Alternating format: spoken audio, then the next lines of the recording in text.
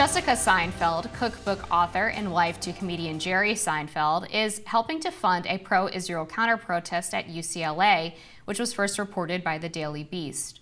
Seinfeld contributed at least $5,000 to a GoFundMe for the protest and promoted it on her Instagram story.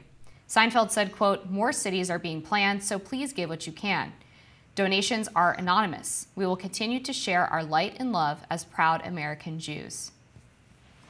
She's not the only celebrity funding the counter-protests. Billionaire investor Bill Ackman has donated $10,000 to a GoFundMe for the University of North Carolina fraternity brothers who protected the American flag at a campus protest. The stated purpose of the GoFundMe is to, quote, "throw 'em a rager." Ackman has been vocal in his disapproval of the protests on campuses ever since the December House hearing on campus anti-Semitism, but many celebrities have opted to support the other side. Author John Cusack, for instance, took to X to say, quote, "It's hateful, dangerous, cynical, and disgusting for mainstream press to keep implying the college protests are anti-Semitic, naming Israeli Zionists as morally, practically responsible with the United States for the genocide is factual." And so it's very clear that there are people who see some of what protesters have said, and they're really crediting the lot of university protesters for those statements, when in reality at any protest, everyone's showing up for a different reason. And while they might have common interests of the United States not sending weapons to Israel anymore, not having the university invest and directly profit from the military-industrial complex that's selling weapons to Israel, there's going to be different narratives there. There's going to be different motivations there. And at the end of the day, when we look at these protests and we see what's happened throughout history, we live in a country where we have these fundamental rights because of protests, in part thanks to what students are doing. The Vietnam War, I believe, would have gone on for much longer if it weren't for the student protests, and they're effective. They've already gotten the attention of Congress and the president, and they're putting pressure on Congress and the president to reconsider the United States position on Israel and on the war on Gaza. And so when celebrities get involved, I think it's important, but I don't think it's everything. Yeah, I agree. Just to provide context, I mean, both sides of this are apparently being funded by quite wealthy people. You have Jerry Seinfeld's wife apparently helping to organize a pro-Israel protest. Bill Ackman and other celebrities, or I guess wealthy people, have helped to donate to that party fund for the UNC fraternity that was seen protecting the American flag. And then on the pro-Palestine side, Students for Justice in Palestine, of course, receives funding from some Soros foundations, from the Rockefeller Brothers Foundation, from a Wall Street banker by the name of Felice Gelman. The protesters have been led by some people who are with the U.S. Campaign for Palestinian Rights, which receives stipends from some of those same progressive billionaires to go onto campus and help these students organize their protests. They have received pro bono legal advice from the Palestine Legal Group. So across the board, I mean, we can't just say that all of this is pure grassroots campaigning done by the students for the students. There's outside influence both on the pro-Palestinian and the pro-Israel side. Yeah, I think it's when we're at a place where there's so many counter protests going on, it's very interesting that what's being dissected so commonly is the words of the pro-Palestine protesters and not the Zionists that are there on campus. There are a lot of viral videos that end up getting a lot of traction on TikTok, on Instagram, of what a lot of these Zionists are saying and doing in these counter protests that don't get picked up by mainstream media. And what we're really seeing here is the influence of the interests of the American foreign policy establishment on media.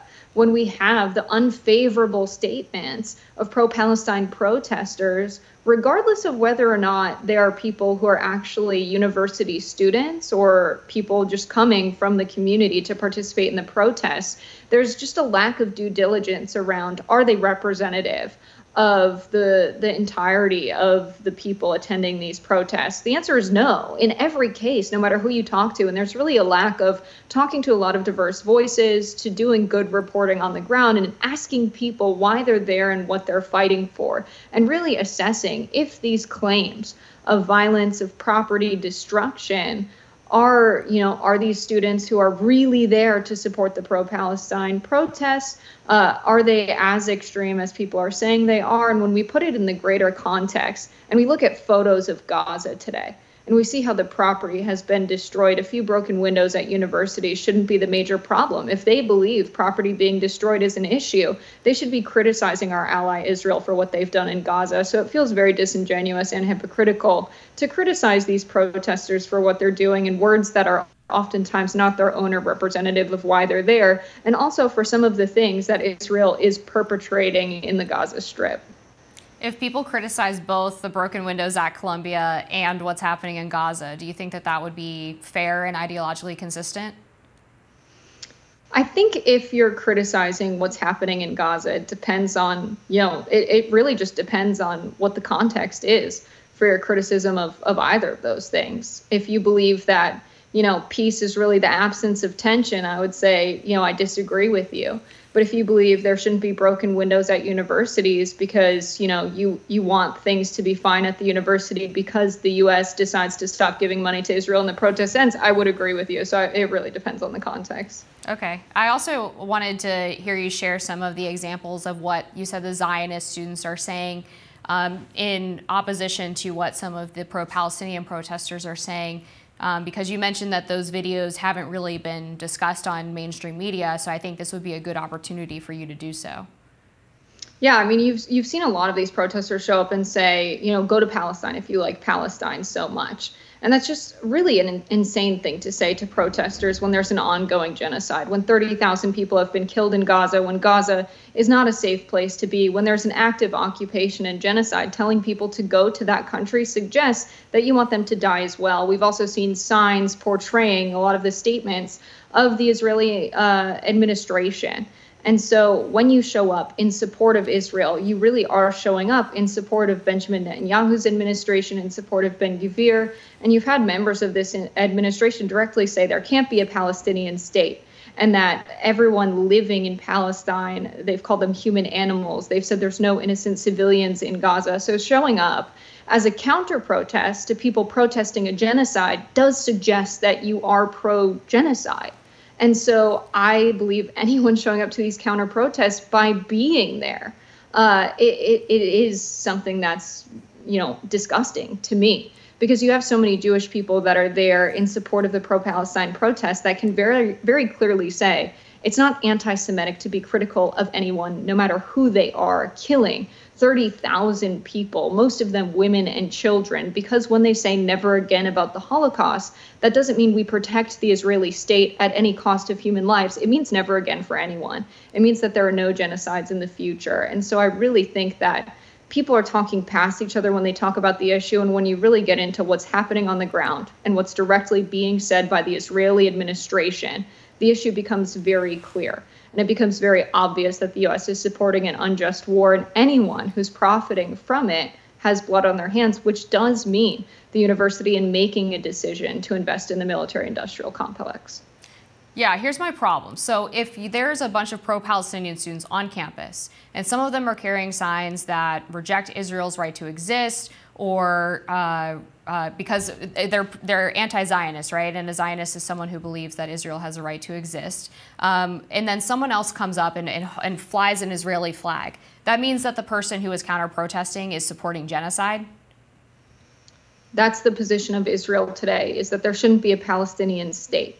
And so there are a lot of people, many of which who would like there to be an Israeli state, but don't actually agree in the absolutism of a religious state, right? There are people who are pro-Israel who are not Zionist to the extent that you have a lot of these people showing up to these rallies are. Of course, we can't say that every Jewish person is a monolith. Every person who believes Israel has a right to exist is a monolith.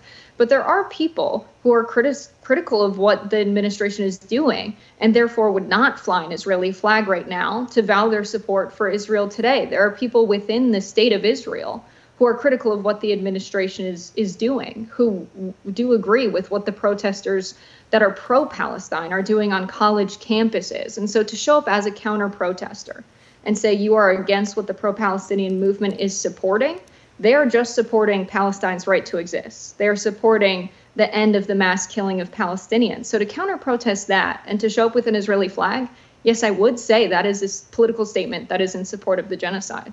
But it sounds like you're doing the same rhetoric in terms of absolutism about painting the Jewish protesters or the pro-Israeli protesters a certain way, as you're criticizing people who are accusing the pro-Palestinian protesters of all being anti-Semitic. Like, they could use that exact same argument that you're using to say that the pro-Israel people who are showing up support Israel's right to exist. So the pro-Palestinian people, by being there and supporting Palestine, are therefore supporting the fact that they don't want Israel to exist. Like, that's the same kind of rhetoric that's being used against the progressive side. So I just don't think it's fair to characterize all of the people who have Israeli flags as saying that they're supportive of every single thing that Israel's doing. Just like if you hoist an American flag, that doesn't mean you're supportive of every single thing that the U.S. government does. And then, I mean, one more thing I'd like to...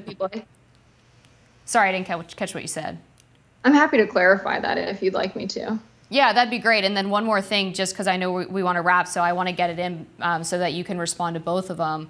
In terms of whether or not that, Israel should be able to exist because it's a religious state, as opposed to a state for just a common people or people within a certain geographic region, for example. I mean, there are also a lot of states that are explicitly Islamic states, so I wonder if the pro-Palestinian side has a similar objection to those. So Israel has directly said that they're representative of all of the Jewish people. The United States has explicitly said it's our position that there shouldn't be Islamic states, that there shouldn't be the establishment of a caliphate. And so I'm someone who believes any state should be secular. There shouldn't be a religious state.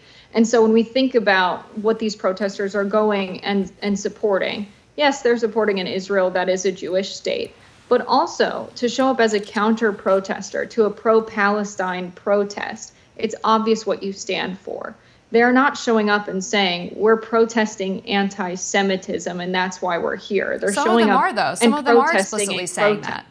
But then, yes, and there are protests that are explicitly anti-Semitic protests. I'm talking about the specific counter-protests of the pro-Palestine protests on college campuses. So to show up and be a counter-protester to a pro-Palestine protest is anti-Palestine by definition.